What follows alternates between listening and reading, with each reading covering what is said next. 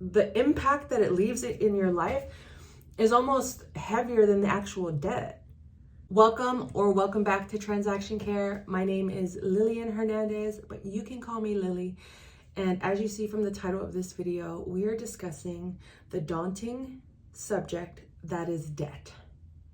Yes. But before we get into that, quick check-in, how are you doing? And number 2, are you subscribed?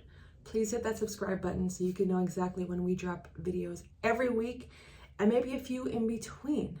So hit that subscribe button, subscribe to Transaction Care, get to know me, get to know the community, and visit transactioncare.com to learn more about my services, as well as how to join my private TC community membership, as well as receive one-on-one coaching from myself. So let's get into today's topic, debt.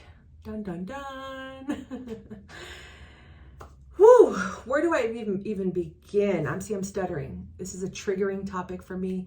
If you watched my previous video, I talked about some of my money traumas, because I am doing a mini series for the month of April, or whenever you are watching this, on just money mindsets and the conversations surrounding money, because it can be a sensitive topic. It can be very triggering, traumatic, emotional. And my intentions and goals with having these dialogues and opening up the conversations is simply to make it less daunting, to create safe spaces for us to talk about these things, whether it's in the comments or you scheduling a one-on-one with me, or simply just providing you with the language that is necessary. Because oftentimes what I've learned in my experience is maybe I just needed a way to say or ask certain things versus just giving up, because it's much easier to just give up on the debt, or the fact that you are in debt, or the fact that you're not making enough, or you feel like you're working hard every single day and it's just not paying off. These are mindset shifts that I've had to learn over the years, that I am still learning. Because one thing about me, and I hope the same for you, is that we remain a student of life. You know, we just remain a student and always be learning, because I'm pretty sure there are things that you could teach me as much as I would love to teach you based on the things that I've learned throughout my life. I want to learn from you all. I want to understand how I got so far into debt, and, you know, teach you guys how I got out of it. The impact that it leaves in your life is almost heavier than the actual debt.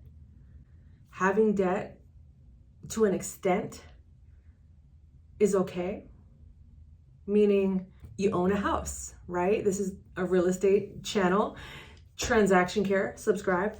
But this is a real estate channel, so many people buy homes and accrue debt, because it's one of the biggest purchases they will ever make in their life. So having that on their plate is considered normal. You know, student debt, we need to get educated, and the price of education is very expensive in this country. So what are your other options aside from going out in the world and just learning from, you know, firsthand? But if you want to become a doctor or a nurse, an attorney, a therapist, even a realtor, you have to get education. You have to get educated, and that costs money. But at what point do we lose control? At what point does debt become just this overwhelming feeling of, just like this weight, this burden in our life? I think it can be subjective, because some people don't even like borrowing $10 without paying the person back the next day. But I think it just all comes down to communication. The first time I got into significant debt, looking back, it wasn't even that significant compared to where I'm at today with my debt. But I was in my 20s. As many of us, that's when it starts. It's in our 20s. No one teaches us about interest rates. No one teaches us about overdraft fees. No one teaches us about bounced checks. This is how old I am. I used to write checks, and sometimes they would bounce. But what I've learned through that, and I experienced this the first time with my taxes. And mind you, I had a 9 to 5. I was making money, but I was spending my money before I even got it through credit cards. I was spending it on things I shouldn't have been spending it on, like partying every night, or clothes, shoes, random trinkets and things, right? But again, I'm in my 20s, young, dumb, and just unaware, thinking, I got a job, I'll just get another check next week, a little bit of arrogance too. I'm gonna go buy this $100,000 car off my $3,000 a month salary. Woo, the regrets. But I've healed that part of my life. I have. And that is why I want to have these conversations, to open up the dialogue, to make it feel like you're less alone, and just share a little bit more about myself as well, but mostly to help you guys to get through it, because you can get through it, and at the time, my car ended up being repossessed. I lost my job. I did not have a backup savings. I did not know about the stock market. I did not know how to open a brokerage account. I didn't save for things like taxes that were ahead. Just so many things were out of whack. And it got me into a lot of financial, I don't want to say the word trouble, but it put me in really tight situations where I just wasn't comfortable. But I was so afraid to respond to them that I just didn't.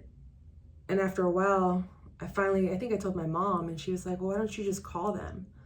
I was like, what do you mean just call them? The IRS? You can call the IRS? And I was like, you know what? F it. I'm going to try it. And I called the IRS and said, hey, I can't pay my taxes, because I didn't know that you could extend. I didn't know that you can request payment plans, all of these things.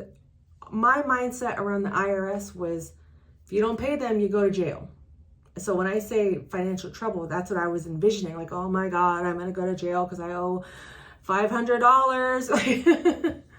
No one was coming after me and my $500. If it was $5,000, $500,000, different story. But I was so scared about my $500 that I owed that I was avoiding them. So one day I just went, on one of my breaks, I went into the conference room and finally made the call. Ended up being the nicest people ever. And that, going back to do the thing, to get to the thing, I called the IRS and I was like, you know what? I'm going to call my creditors next. I had 2 cards open at the time. And I was just like, you know what? I can't pay them. What are my options? This is another piece of advice my mom gave me.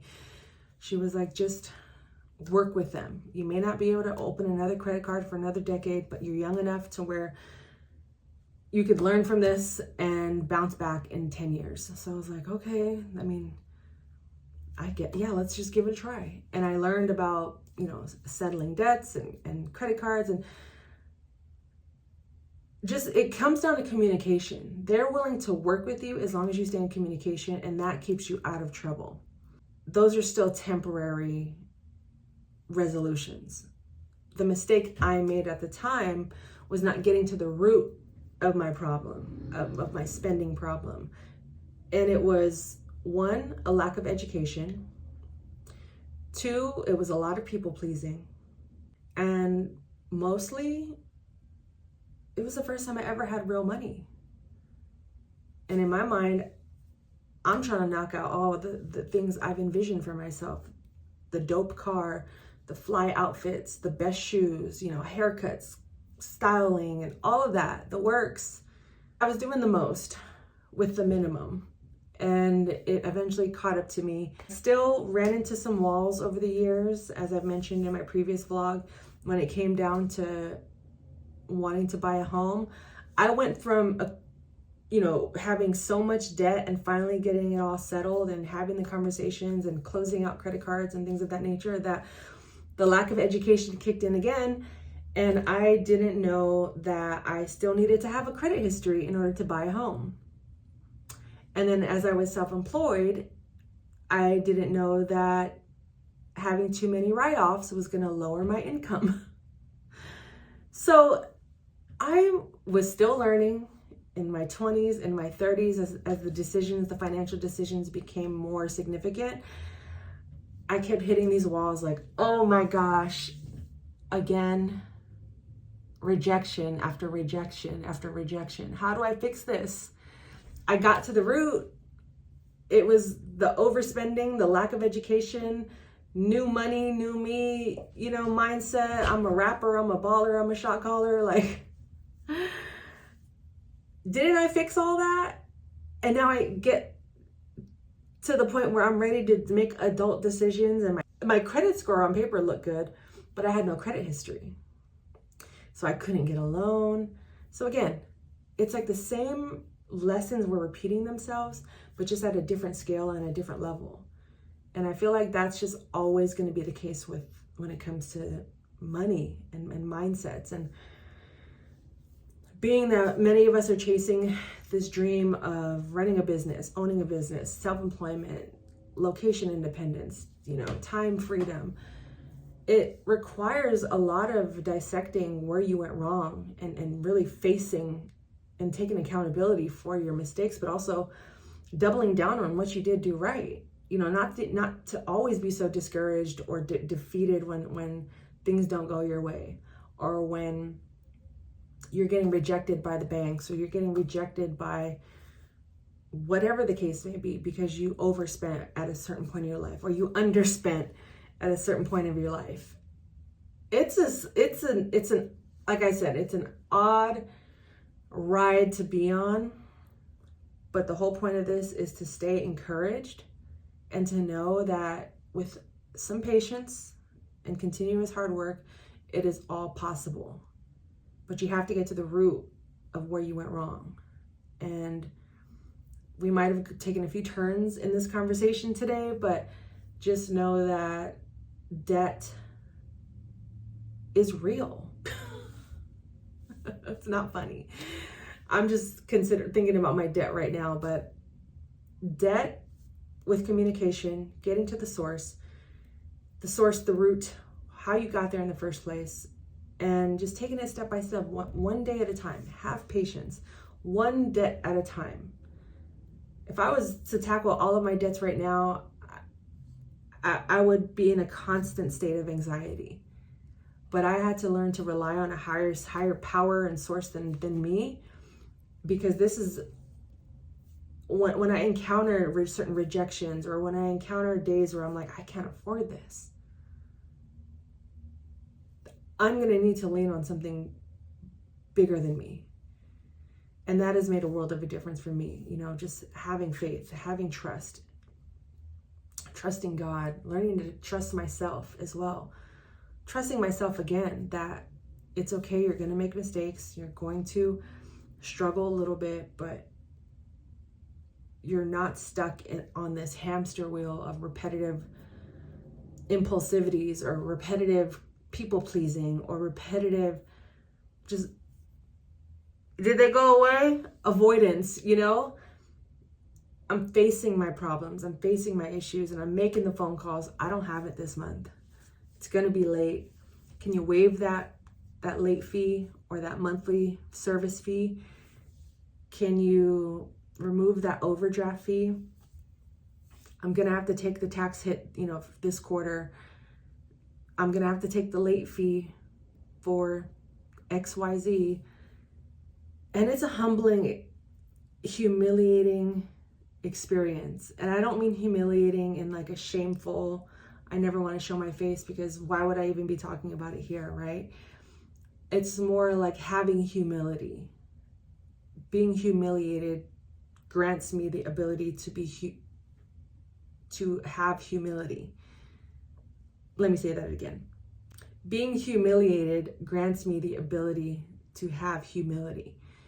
That feeds into me trusting myself more, because that's something I didn't do in the beginning. I allowed other sources to dictate how I would spend my money, hence the people pleasing.